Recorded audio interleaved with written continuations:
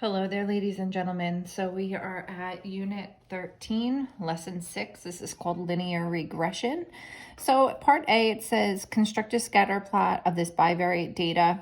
So I took the time to do that already so you didn't have to just sit here and watch me plot points. But let me just go ahead and explain. If you notice, it goes from 20 to 30 in 5 boxes. So that means that each box is worth 2 degrees Fahrenheit. So for the low temperature, and the same thing going vertically here. And these are called breaks because if we went consistent and went 2 units all the way across, all of this side would be wasted. So they started at 0 right here.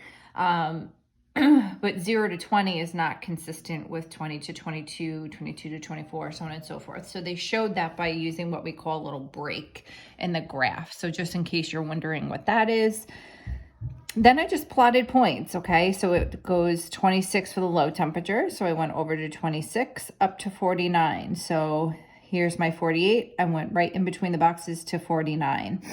And so on and so forth. Some of them end up like right in the middle of a box. For example, right here is my 41 and 63, right? I go over to 40 to get to 41. I have to go in the middle of the box. I go up to 62 to get to 63, go right in the middle of the box. So those are a couple little tricky things, but other than that, it's just plotting points. So that part is complete. Draw a line of best fit through this data. So it's just right through the middle of the point. So if I were to kind of estimate, it looks as though it's going through right here, okay?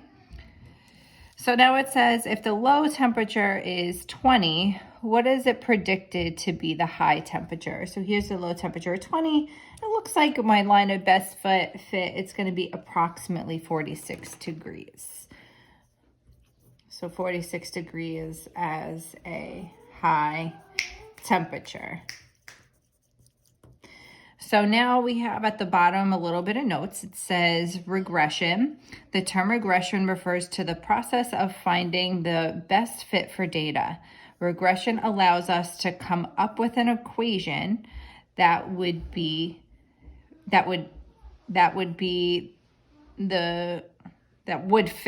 the data. There should be no B there.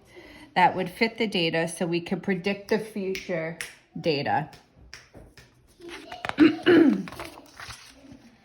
All right, so now when I go to the back here, the table below shows the number of grams of carbohydrates, X, and the number of calories, Y, of 6 different foods. Okay, so here's the carbohydrates, and then correlating with it is the calories that go along with it. Okay.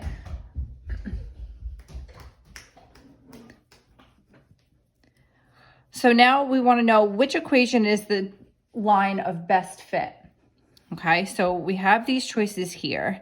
The calculator does all of the work for you.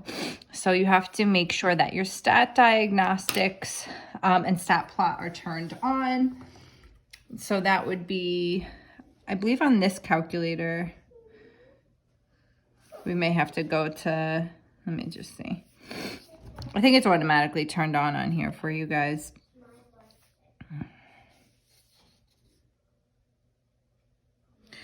I tested it out earlier.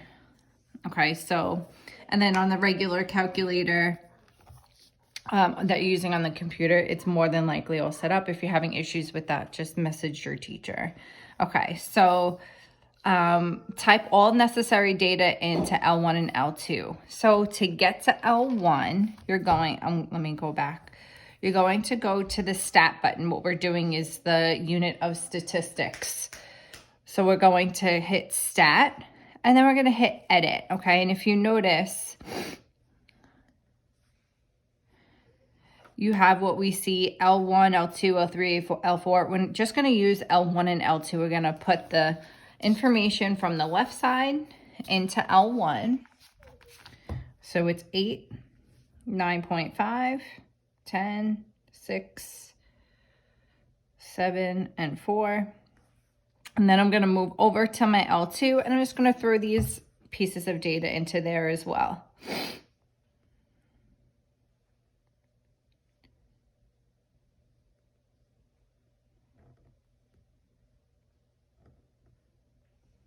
Okay, so now I have that data into there. Stat, calc. Then we're going to go to a linear regression.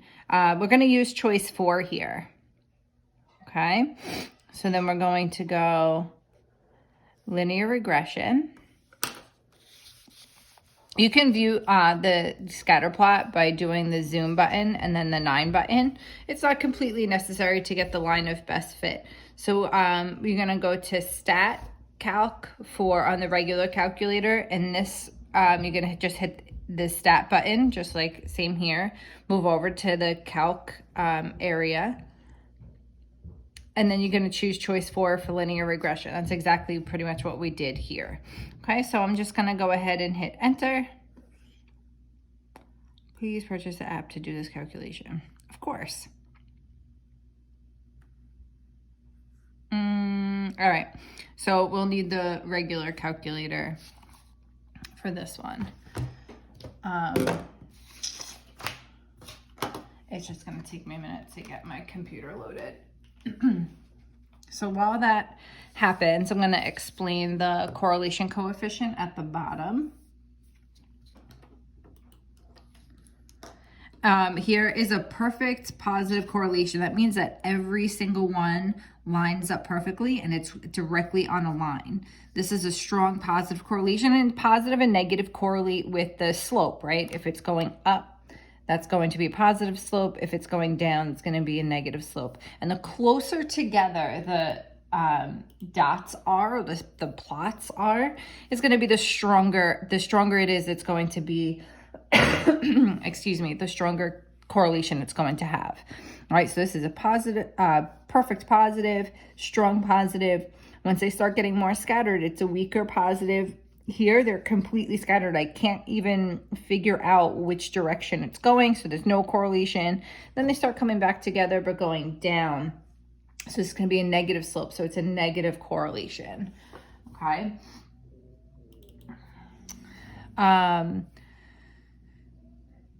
then you could read your notes down here. It doesn't imply causation. A causal relation between two events exists if the first event, or if the first event, the cause, causes the second event, the effect, right? So it's a cause and effect type situation. I'll go back to that question in a moment. So this is going to be the same exact type of situation for us. So I'm just going to take a moment. I'm going to go to stat on my calculator. I'm going to go to edit. You're going to do your L1 and L2. So 54. Oh goodness. 54, 50, 62, 67, 70, 58, 52, 46, 48. And then I'm just going to go across and do my Y column. Okay, so I'm going to do this one first since I moved over to it, and then I'll go back to the other question. My apologies.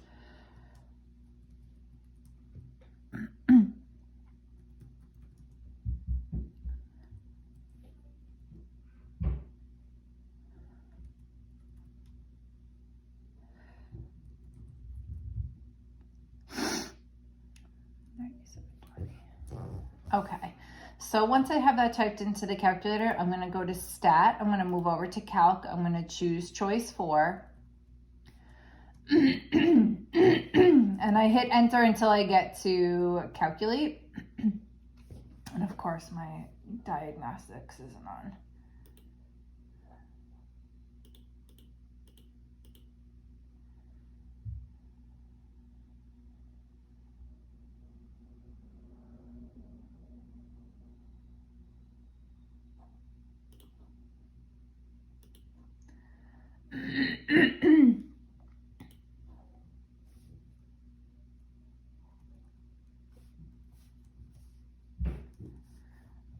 Okay, Okay, so I'm just gonna go, I turn my diagnostics on. The easiest way for me to do it is to hit the blue second button and then the 0 button, that's a catalog. And then I just scroll down to the D part of it and just turn diagnostics on. Okay, so then I'm gonna go back to do stat, calc, and choose choice 4 again. Okay, and then at the bottom of your calculator, you'll see a portion. You're gonna skip the part that says r squared that doesn't really affect us. The r tells us how strong of a correlation it has and which type of correlation it has, right? So it could, if it's a negative, it means it's trending in the negative direction. It's going down, okay? So you just replace the A and the A, the B and the B. I wonder if I could easily kind of show you what's on my calculator. Okay, so this is how it came up on my calculator. All right, so it's y equals ax plus b. The a is the slope, the b is the y-intercept. Okay, so you're just gonna take this a, fill it in for the a there. You take this b, fill it in for the b there. The r, you're gonna skip the r squared, it doesn't make any difference for us. And the r is what we call the correlation coefficient. And it just tells us how good of a fit these scatter plots are, right? If we had plotted these points and drew a line of best fit, it's gonna go in the negative direction and they're gonna have a pretty strong correlation. Okay, let me just get this back into my little holder. All right. So it says state the linear regression function f of t. So we're gonna write it the way they tell us. F of t equals, that estimates the daily coffee sales with a high temperature of t, round to the nearest integer. So my A that I showed you guys was negative 58.26. So it says rounded to nearest integer, so negative 58. Now on there they have an X. Here's a little tricky situation. They're telling us to use T in the equation. Okay, so you have a T right here, and then my y-intercept is $6,182. All right. Everything's rounded. I have a full equation. This is all set to go. State the correlation to the nearest hundredth, okay? Sometimes rounding is a little funky for us. In hundredth, I see the word 100, right? 100 has 2 zeros. So that means that you're going to round to the second decimal place. If there's 2 zeros, you underline the second decimal place. If there's 4 zeros, you underline the fourth decimal place. If there's 1 0, you underline the first decimal place, okay? So hundredth has 100, there's 2 zeros, so I go to the second decimal place. I arrow to the 4. This 4 tells me to keep this 4 the same, right? 5 or more raise the score. So this is my correlation coefficient. Does R indicate a strong linear relationship between the variables? Yes, because 0.94 is close to 1. Okay, the closer it is to 1, the stronger the correlation is. Or the stronger the relationship is. The negative is just telling me it's going in the negative direction, okay? The 0.94 is the part that's telling me how strong of a correlation it is, okay? Just to quickly go back to this first example question, I'm gonna go back to stat. Once you've turned diagnostics on, you don't have to redo it. So you're gonna go back to stat, back to edit. If you wanna clear out the information, you could delete it one by one. Or you go to the top, let me take you guys out of here again. You go to the top and you don't hit the delete button. It'll delete that whole entire column. You don't want that. You hit the clear button and then enter. Okay, and I'm gonna move over to my L1. Don't delete it. You don't wanna delete the L1. You wanna just clear the information. So you hit the clear button right here. If you notice, there's the clear button, and then here's the delete button. You don't want delete. So you're gonna hit clear and then enter. All right, and then it clears it out for you. Now I can retype in that data. So it's 8, 9.5, 10, 6, 7, 4, move over, 120, 138, 147.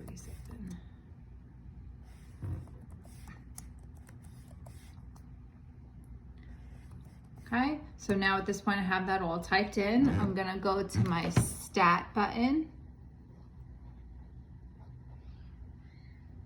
So stat, and it looks like that. We're gonna move over to the calc and choose choice 4. And then I'm just gonna hit enter until I get my information loaded on there. Okay, so again, the A goes in for the A, the B goes into the B, the R squared we do not use, and the R tells me how strong of a correlation it has. Okay, so the one that's going to be closest to that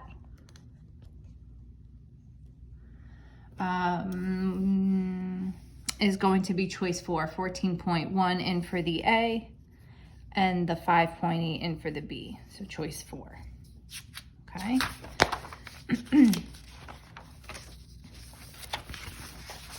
All right, I'm just gonna kind of, so you don't have to sit and watch me do more calculator work. Here, let's do the closure question real quick. What type of relationship exists between the number of pages printed and the amount of ink used by a printer? Okay, so the more pages you print, the more ink you're going to be using, right? You wouldn't be printing out empty pages. So it's gonna be definitely a positive and not necessarily causal. Okay.